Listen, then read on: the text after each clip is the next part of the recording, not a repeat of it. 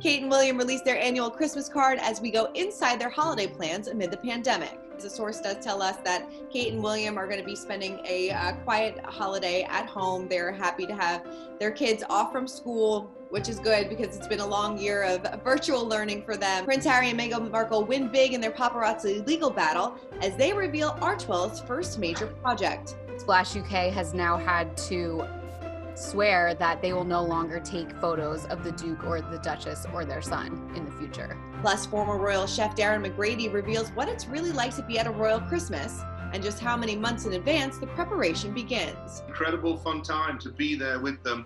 Princess Diana coming into the kitchen and just, sitting on the table and chatting. The Queen wandering through with Princess Margaret watching me making pancakes. So many happy memories there. Christmas, New Year at Sandringham was absolutely amazing. Walking in the Windsor Wonderland. We've got that plus so much more in today's Royally Us. Hello to our fellow royal lovers and welcome to Royally Us. I'm Christina, that's Molly Mulshine, the host of the Diva Behavior Podcast. Molly, Merry Christmas. We made it. Merry Christmas. Finally, the week is here and hopefully things will start to slow down at some point, but not for the royals apparently. Royals, no. They are in holiday mode just like the rest of us, and we are going to break down all of their holiday plans coming up in just a bit. But of course, we have to check in with our royal viewers to see what you guys were talking about on last week's show. So Loretta says, really enjoyed you ladies. Unbiased reporting. I enjoy reading or hearing about Meghan and Kate. Both women should be admired and respected. Their lives are not easy. They need our support. Thank you, Loretta. Yeah, thanks, Loretta. I feel like their lives are easy and difficult in different ways to the average person. Yeah, totally, definitely. Next one goes to Prada Kid. Says, you girls try to give both sides a positive note, and I'm sure it's hard reading mean comments. I don't always agree, but I enjoy watching. Well, we appreciate that. Yeah, that's really nice. I like the positivity this week. It's great. I like the positivity. Of course, there were some negative ones, but I figured, you know what? It's a holiday week. Let's end on a positive note. Yes, definitely. All right, well, let's kick it off with our royal roundup, our royal news of the week. And like I said, we have a lot of Christmas plans to talk about. So let's start with Kate and William's official Christmas photo. And I swear these kids get cuter and cuter every single year. Yes, they look adorable. And Kate and Charlotte are having a little mini-me fashion moment with the Penelope Chilvers boots, which Charlotte's wearing her own version. And we've seen Kate wearing those for 15 years now. So I guess they're pretty good boots. I guess so. Like mother, like daughter. I love that so much. And we also saw Charles and Camilla's Christmas card as well. They released their official one, and it was very colorful, very bright. A little happiness to this year. Right. I would say both of these cards were a little bit less festive than they usually are. They didn't really feel super Christmassy, especially Charles and Camilla's. That one, it's so sunny out that they're like squinting into the sun. So I was really surprised by that, weren't you? It was a little surprising. Yeah, it wasn't really festive. It looks like it was taken in like midsummer, which is fine. Maybe that's, they're the happiest part of their year. So, as long as, spreading a little joy, which I love. And it seems like we're getting a little bit more information about their Christmas plans. The source does tell us that Kate and William are going to be spending a quiet holiday at home. They're happy to have their kids off from school, which is good because it's been a long year of virtual learning for them. So they're all going to be, in the kitchen together, preparing their meals and, have a lot to hopefully look forward to in 2021. Hopefully. And it seems Charles and Camilla are no longer going to be visiting Windsor Castle, right? According to the most recent reports, because of all the changing rules and regulations and tiers in the UK. So I guess truly all of the royal households are staying separate this year. Right. No, it's so sad, but you know what? Everybody's safety is priority. So hopefully next year they can all be together. Yes, hopefully. I hope so. All right. Well, Harry and Meghan are looking to have a Merry Christmas for multiple reasons. The couple settled a lawsuit with paparazzi agency Splash UK regarding photos taken of Meghan and her son Archie. So this is actually a big win for them in one of their many legal battles that are going on. Right. So this was in regards to those photos that I think we probably all remember from around this time last year of Meghan and Archie walking in Vancouver Island.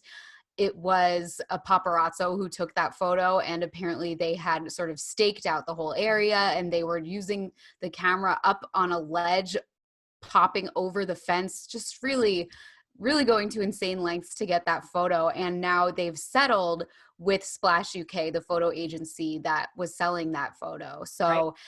Splash UK has now had to swear that they will no longer take photos of the Duke or the Duchess or their son in the future. Yeah, well, it is a big legal win for them, but it has really nothing to do with the other case that is going on against the British tabloids, which is going to take place sometime next year. Right. That is the almost even bigger case, and it's going to take place in the fall, right? Right. Yes, in the fall. Yeah, they pushed it 9 months, so we'll have to see what happens. They haven't really had too much success so far in that one. So we'll see. We'll see how that all plays out. But definitely a big win for them. Of course, nobody wants taking photos. Nobody wants having your photo taken when you don't want it to be, especially when they have their son around, which is probably another reason why they ended up moving to California, because there's a big law against, taking paparazzi photos of children in California. So another big win for them. Well, they also announced their first major project under Archewell and have forged a philanthropic partnership with food relief charity World Central Kitchen to provide funding to construct 4 special community relief centers around the world. So this is definitely a big deal. This is something that they're super passionate about, and the first thing that they're doing under Archewell. Yeah, and it's such an interesting project. So what they do with World Central Kitchen is whenever there's a disaster anywhere in the world, they will erect these quickly activated service kitchens to help people who are in need during that time while they're recovering from the disaster and everything. So it's just a really cool, immediate way to help people who need it. Yeah, I think that's pretty cool. Have they already begun working already? Do we know? Yes, they're building one now in Dominica, which was hit by Hurricanes Irma and Maria in 2017. So they're really kind of hitting the ground running. Yeah, I mean, they have so much going on with their Netflix deal, with Spotify, and, and with their new Archewell Foundation. They're definitely going to be keeping very, very busy in the new year. Oh, for sure. And of course, this whole year, I mean, I think we tend to forget that they left the royal family at the beginning of this year, but that did happen as well. And, even though they left the royal family, they are still the most talked about. So much so, in fact, that the couple have officially garnered the title of the most tweeted about royals in 2020. Yes, this is such an interesting list, isn't it? It is. So apparently there were 20 million tweets sent about the royals this year, which sounds low compared to how much time we spend talking about them. But so Meghan and Harry respectively took the top 2 spots, followed by the Queen, then Diana, then Charles, which has to sting a little bit. Right. Yes. Yeah. And I'm sure a lot of that has to do with the crown coming out. Right. Yeah, definitely the crown. And William and Kate and Charlotte are also in the top 10, as are Prince Andrew and Prince Phillip. So quite an interesting assortment of people, I would say. Interesting list. Definitely. Yeah. Well, speaking of Prince Phillip, he issued a rare post-retirement statement to wish educators of one of his patronages a happy holidays. Now, this was definitely something rare that we don't see very often. He put it on Twitter, thanking the staff and the teachers for this year amid the pandemic, which is definitely a good way to give back because the teachers have done so much this year. Absolutely. And this is the first time we've seen him since this summer. Over the summer, he made an appearance, and he's been retired since May 2017. So it's, he's coming up on his 4th year of retirement. Yeah, 4th year of retirement, going to be 100 next year. So a lot to celebrate there. But yes, it's always good to see him. And it feels like he picks and chooses, exactly what he wants to do. And this was something that was very important to him. So it's definitely a good way to give back and say thanks. Moving on to Prince Charles, he revealed that he is waiting his turn to get the COVID-19 vaccine.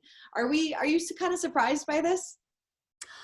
I don't think so. I think it's, it would be a little bit of a PR nightmare if they were to get it early and announce that. Mm-hmm. But also we know that Charles had COVID already. So I guess it's not quite as urgent for him. Of course, that doesn't mean that you're immune forever, but it's just probably something that they factored into whether they would bump him up the list or not, I would assume. Yeah, I would assume as well. Yeah, and we did hear last week that the Queen said that she's not going to get special treatment, even though she probably is in that first top tier to get chosen to get the vaccine first. But I guess she's, waiting her turn. So we'll have to wait and see. Yeah. Yeah. All right, now it is time to spill the royalty, and there are some reports that William and Harry have already exchanged Christmas gifts. So this is definitely, for those that are rooting for these brothers to get back together, this is definitely a good sign.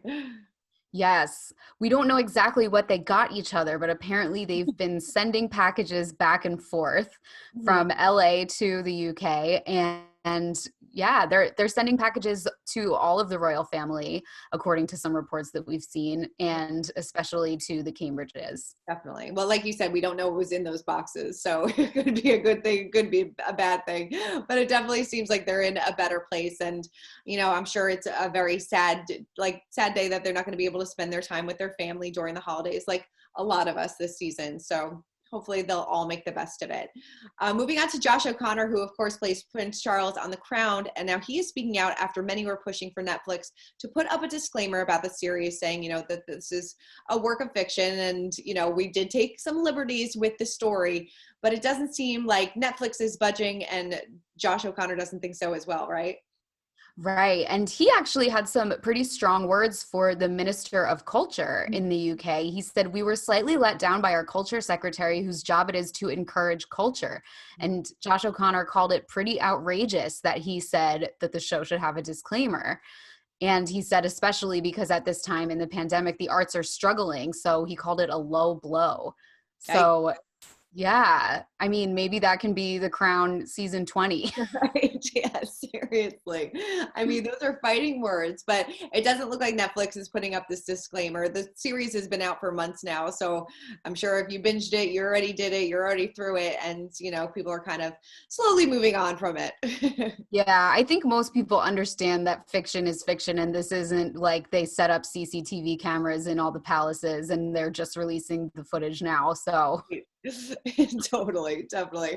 All right, well, now it is time to break down the royal rules, and this week we are excited to be joined by Darren McGrady. He is a former royal chef of Queen Elizabeth, Princess Diana, Prince William, Prince Harry, and he spent 11 years at the palace and many holidays with the family. So he told us what it's really like behind closed doors during Christmas time with the royals. Take a look. You have obviously been there for a ton of royal Christmases. So what is a typical royal Christmas agenda like? There's no such thing as a typical royal Christmas. You know, every year is different. And, you know, I spent 11 years with the royal family doing Christmas, doing New Year. And some of those were at Sandringham, some of those were at Windsor Castle, you know, back in the day, pre-fire. It was always so much fun at Windsor Castle. The chefs would be walking around the kitchen singing "Working in a Windsor Wonderland," and it really was absolutely incredible. Sandringham, much smaller house, but, you know, still so much fun. We were in the kitchen. We were so much closer to the royal family, so they were in the kitchen all the time. Oh my God, I love that. wow. Do you have any good little anecdotes from them popping into the kitchen at all? We'd see them all the time. I remember William and Harry coming in the kitchen. Somebody had bought them pump action water guns for Christmas. And of course, the royal family, German by descent, so they follow the tradition of opening gifts on Christmas Eve. And I remember the boys come running into the kitchen with these water guns, firing them at the chefs, and we got absolutely soaked. A few days later, we went into nearby King's Lynn and found, me and my chef friend, and we found the only 2 replica Uzi machine guns. Back in the day, there was no orange cap on the end. They looked real, battery operated. I mean, these are amazing. We bought them, raced back to Sandringham. We were going to get the boys, and we filled them with water, and it was getting dark, getting cold, and starting to rain.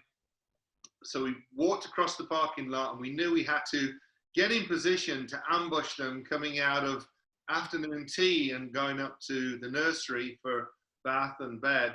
And we got halfway across the parking lot at Sandringham, and we heard, "Freeze, armed police!" And this policeman came out of nowhere with a real gun.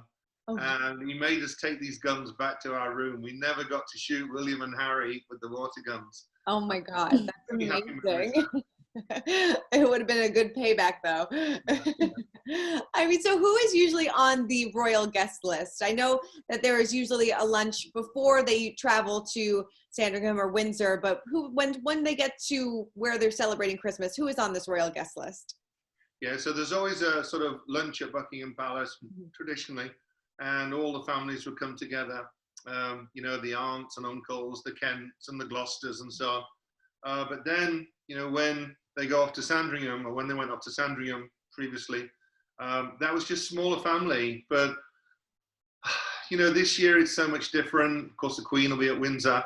I was there, you know, I think, I call it the glory years, and I don't mean it to sound like that, but, you know, when I was there, you know, Princess Diana was there, and the nursery was full. William, Harry, Beatrice, Eugenie, Zara and Peter. You know, the nursery was full with all the kids running around, and it was so lively and noisy. We had 100 staff that were running around taking care of the family, and everyone was in such good spirits. And of course, you know, you've got all the senior members of the royal family there too in the royal dining room. So how far in advance do you start planning and preparing for the Christmas feasts in the royal households? One of the things with cooking for the royal family is that they're very traditionalists. And so Christmas at Sandringham, or back in the day, Christmas at Windsor, meant that you were pretty much doing repeating orders from last year and the year before and the year before. They don't suddenly say, you know, let's do roast goose instead this year. It's always a traditional turkey for lunch. It's always sort of pretty much the same vegetables, the Brussels sprouts with the chestnuts, the roast potatoes, and of course the plum pudding. The plum pudding is the one that takes the longest. You know, we'd normally make the plum pudding at Buckingham Palace before we went off to Balmoral for the summer, so that it got a chance to sort of mature, and every now and again we'd be feeding it with more brandy. And then the Christmas cakes too. We had to make the Christmas cakes in advance. So we'd have a royal Christmas cake, and then another Christmas cake for the nursery too, for everyone to eat up there.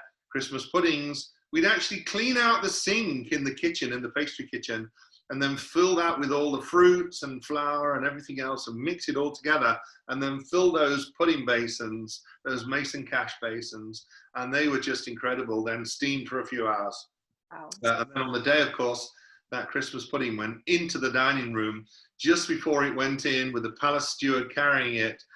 They would pour brandy over, and he would light it, and it would just flame, and there'd be a big round of applause from the royal family as the Christmas pudding went into the dining room. Yeah. What about the kids' menu? Do they get like chicken fingers for Christmas, or? No, they don't. This is the year, the time of year. And I think part of that is the nannies. I mean, the nannies were there saying, this is my Christmas too. So we want a nice Christmas lunch. So it was the sage and onion stuffing and the sausages wrapped in bacon. They loved those in the nursery. We do so many of those. And then, of course, when all that was done, then they could have, you know, chocolate desserts, and then dig into those selection boxes. Yeah. What did William and Harry love to do for Christmas? What were their favorites? We didn't really see the boys that much, other than when they were chasing us with water guns in the kitchen. You know, they were busy. They didn't have time for the chefs. They were in the upstairs in the nursery, you know, playing with all the toys and things. Every now and again, different years, we'd see one or two of them out on new bicycles, and they'd be racing around the quadrangle at Sandringham. Love that. That's really nice. What are the decorations like at Sandringham? You know, when I was at Sandringham, the decorations were pretty basic. I thought that, you know, they'd really go to town and it would just look like an incredible show home. But of course, they have that beautiful tree decorated. But in the dining room, there was like a 6-foot artificial silver tree with just a few ornaments on. Nothing over the top, nothing glamorous. And then on the sideboard, 2 Santa Claus stuffed with gifts that you would actually draw a number from and grab under and pull out a gift. It was just a real party atmosphere. That's great. And I know that there's always been reports that they do gag gifts every single year. Have you witnessed any of these gag gifts, and who gives the best gifts around the holidays? Unfortunately, no, I wasn't there, you know, in the dining room when they were doing the gifts, but I did hear rumors of, you know, spitting image slippers for the Queen, and toilet seats that made noises. I'm not sure who they were for, but you know, it was fun. They really had so much fun. Wrapping it up, I mean, looking back, what was your favorite Christmas memory of all the times that you were working at the palace? I think favorite Christmas memories, you know, there were just so many. preparing the Christmas cakes, preparing the chocolate Yule logs, seeing those turkeys in the ovens. And, it was just an incredible fun time to be there with them. Princess Diana coming into the kitchen and just, sitting on the table and chatting. The Queen wandering through with Princess Margaret watching me making pancakes. So many happy memories there. Christmas, New Year at Sandringham was absolutely amazing. Walking in the Windsor Wonderland. Did any of them ever help you out in the kitchen at all? Absolutely not. No, they had no time to do that. No, they didn't want to do that. It was more, of our moral when Prince Phillip would go off out cooking, and that's when he liked to cook. So he'd go off to the lodges on the estate, and then he would cook. So it was more then. But at Sandringham, no, they were really busy. Once Christmas was out the way, then it was time to go shooting. So we were getting all those pheasant coming then. So we had all the game to cook. Always busy, nonstop. Well, Darren, thank you so much for such great insight into the royal family Christmas. We really, really appreciate it. And we hope that you have a very nice holiday as well. Thank you. Thank you. My pleasure. Happy holidays to you too. All right. We'll talk to you soon. Thank you so much. I mean, he paints such a beautiful picture. It sounds so amazing. I know. I just want to be cooking something and have Princess Diana walk in and start gossiping with me. That would be, can you imagine? Dreams come true. I mean, I'm sure the stories that he has go on and on and on. Yeah. Yeah, very cool. Well, speaking of Christmas, let's move on to our royal history moment of the week. And for the first time ever, Queen Elizabeth's annual Christmas Day message will be available on Amazon Alexa. So everybody can hear the Christmas speech in their comfort of their homes if you have an Amazon Alexa. Yes. I mean, you won't be able to look for all the Easter eggs in the background, like who she has in all of the photos and whether there's any never before seen antiques or Fabergé eggs in the background, but you'll still get the general gist of it. Yes, I love that. I think it's such a good idea and, a great way for people to stay connected and to listen to the Queen's speech, like we said, in the comfort of their homes. Yes. Yeah. All right, before we wrap up, we have to check in on our Pint-Sized Palace, our royal kids. And if you enjoyed seeing them at their recent red carpet appearance, well, you're in luck because it seems like they're going to be doing a lot more in 2021, right? Yes, apparently they're going to be attending many more royal engagements, which is exciting and also I think surprising, don't you think? I think a little surprising. I mean, it seems like they said that they're going to do the royal engagement so it doesn't interfere with their school. So don't worry, they're not going to be pulling them out of school to be attending anything. But yeah, it does seem a little surprising. They are a little young, and especially with everything going on in the world right now, you would think that they would probably just want to be hunkered down. But it was so adorable seeing them out and about, and it did bring a little bit of joy to some people, I think. Yeah, absolutely. Especially, the David Attenborough video. I think that was probably a highlight. I would love to see them doing more things like that. Definitely. The David Attenborough, of course, when they were thanking healthcare workers, frontline workers, when they were outside clapping, we saw some really cute videos. I feel like the royals definitely let us into their lives a little bit more this year, especially with their kids. Yes, it's really nice. It is. Well, Molly, thank you so much for running down all things royals with me. I hope you have a wonderful holiday and a very happy New Year.